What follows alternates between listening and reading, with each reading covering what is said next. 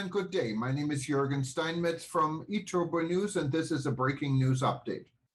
For more news updates and shows, please go to youtube.com/travel news group.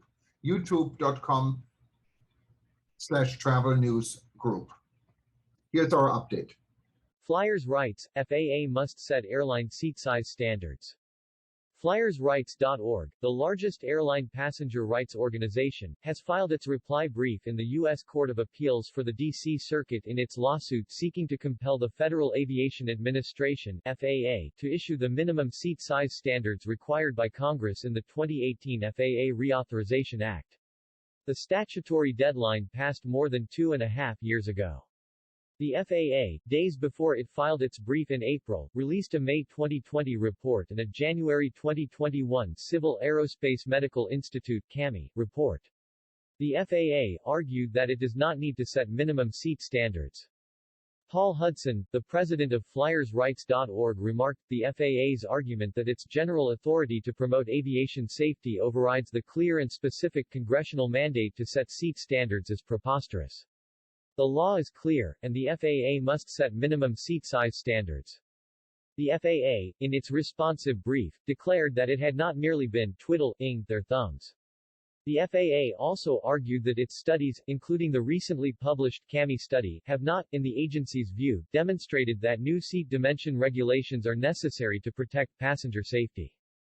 The CAMI study excluded passenger test subjects who could not fit in smaller airline seats.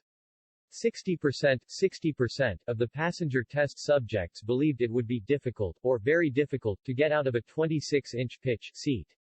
Even more significantly, nearly 77%, 76.9%, of the 712 passenger test subjects thought that the seat would be unsafe, or very unsafe, in a flight 2 hours or longer. Passenger test subjects who could not fit in the 28-inch seat or who self-reported that they could not fit in the 26-inch seat were not included in the above figures. FlyersRights.org is represented in the current lawsuit by Public Citizen Litigation Group, USCA case number 22-1004.